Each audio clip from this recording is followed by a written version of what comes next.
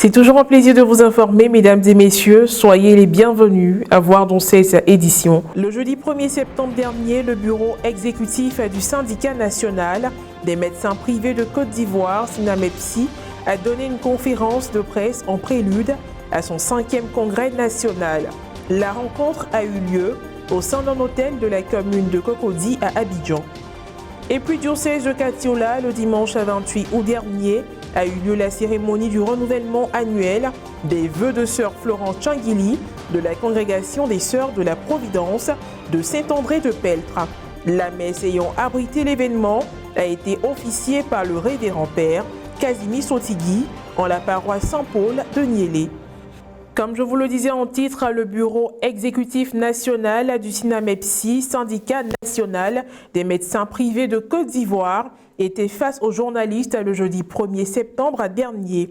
Au cours de la conférence de presse qui s'est tenue au sein d'un hôtel de la commune de Cocody à Abidjan, il a procédé au lancement de son 5e congrès national qui sera conjointement organisé avec la 3e édition de la journée de la médecine libérale en Côte d'Ivoire. Reportage Jean-Yves Essigan, Alex Bacobasso. On fait le point avec Morel Poti.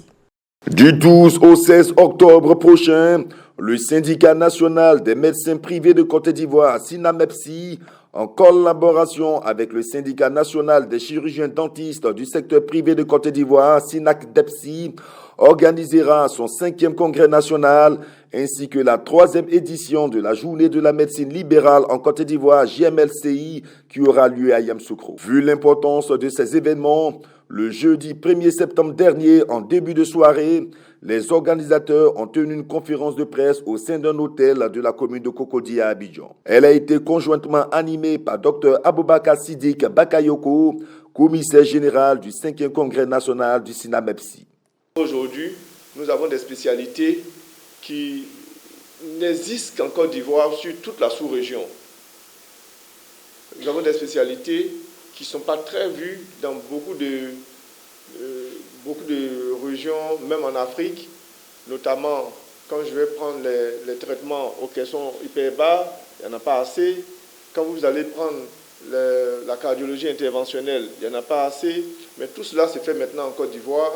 Il y a beaucoup d'innovations et c'est le lieu de venir apprendre. Nous avons espoir que vous puissiez nous aider à diffuser cette information-là auprès de la population, auprès même des confrères, auprès des partenaires. Et à l'endroit des partenaires, c'est une initiative vraiment délicate que de pouvoir tenir un congrès tous les 3 ans comme le fait le syndicat des médecins privés. Mais le syndicat ne peut le faire seul par le biais des cotisations de ses membres. On a besoin de vous. Dr Henri Koué, président du SINAC-DEPSI, en présence de Mme Marie Dioulot, représentant le Dr Christian Bou, président du comité scientifique. À cette occasion, l'environnement, le contexte et le cadre scientifique de cette rencontre ont été présentés. Ce congrès a pour ambition de répondre aux problématiques posées afin d'améliorer l'exercice professionnel dans le secteur privé de la santé et également de proposer des solutions aux difficultés d'application de certains textes législatifs et réglementaires. La mise en place de mesures juridiques, réglementaires, fiscales et financières rigoureuses pour permettre aux opérateurs d'évaluer dans un environnement propice aux investissements. Dr Raphaël Madou Oné, vice-président du comité d'organisation, a donné l'objectif de l'événement. Le principal objectif, c'est de redynamiser la médecine libérale en Côte d'Ivoire. Comment développer le secteur de la santé? Il y a des modèles de partenariat public-privé qui existent. Nous allons appeler certains pour venir échanger, porter de leur expérience. Mais quand on parle de développement, quand on parle de qualité des soins, ça part de l'architecture hospitalière. Et on aura aussi des expériences avec des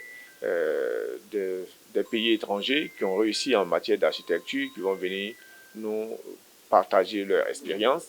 Il y a aujourd'hui la question des universités médicales, les UFR de santé, dans le secteur public, dans le secteur privé. Qu'en est-il en Côte d'Ivoire? Il y a 2 événements en même temps.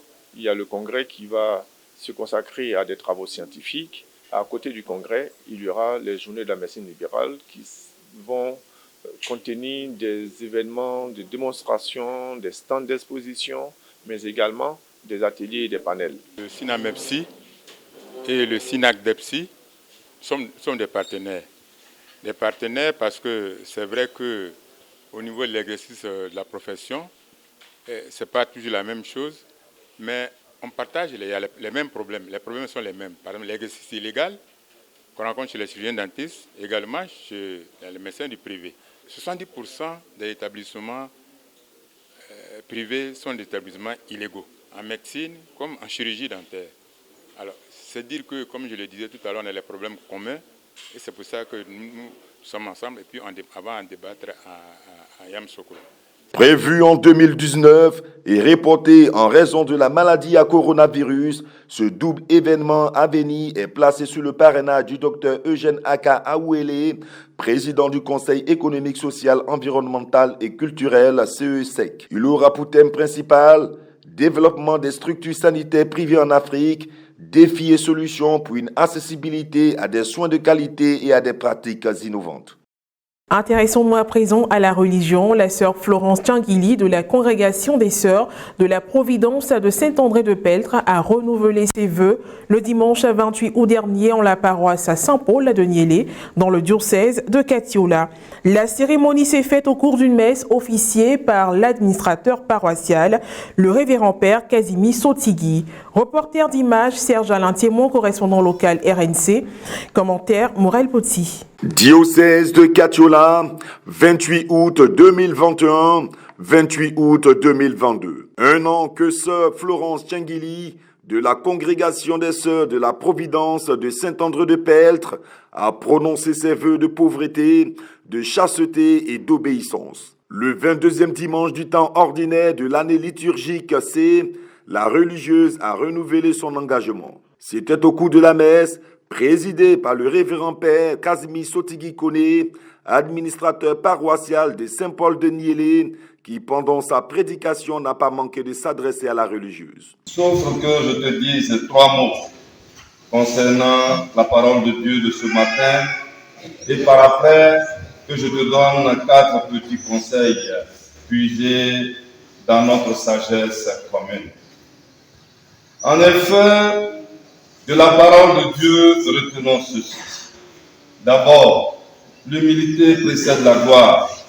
Souvenez-vous-en, c'est l'essentiel du message du livre de Ben Sirac, le sage. L'humilité vous grandira. Mais son contraire, l'orgueil vous abaissera et vous amènera à vous victimiser et toujours penser que c'est les autres qui sont contre votre bonheur. Or, il n'en est rien. A suivi la cérémonie de renouvellement annuel des vœux de sœur Florence Tchangili qui s'est faite devant le clergé, des membres de la maison communautaire des sœurs de Niélé, des 2 conseils de la paroisse et des autres fidèles chrétiens. Moi, sœur Florence Asime Sodom Tchangili, répondant librement à votre appel, je renouvelle pour un an vœux de pauvreté, de chasteté et d'obéissance en présence de la sœur Albertine Espoir à l'avant, déléguée de la supérieure provinciale, selon les constitutions des sœurs de la Providence de Saint-André. La communauté, à travers le vice-président du conseil pastoral paroissial, a salué l'élu du jour pour son choix de vie et lui a souhaité que dans une vingtaine d'années, elle parvienne à prononcer ses vœux perpétuels. Soulignons que sœur Florence Tchangili est étudiante en philosophie à l'Institut missionnaire d'Abidjan. Elle s'est rendue à Niélé pour les vacances. Au thème de la célébration, elle a livré ses impressions et a expliqué comment elle compte mener sa vie religieuse jusqu'au vœu perpétuel. Ce n'est rien d'autre que les sentiments de joie, d'abandon entre les mains du Dieu Providence qui nous conduit pas à pas dans son amour. Je compte poursuivre cette marche par une vie de prière ardente, par le témoignage de vie. C'est d'abord un accompagnement spirituel qu'on peut lui apporter. Et puis en fonction de son ouverture, on pourrait à l'occasion l'accompagner matériellement, financièrement, humainement et autres. Ainsi s'achève cette édition d'information. Merci de l'avoir suivi. Que Dieu veille sur nous. À très bientôt.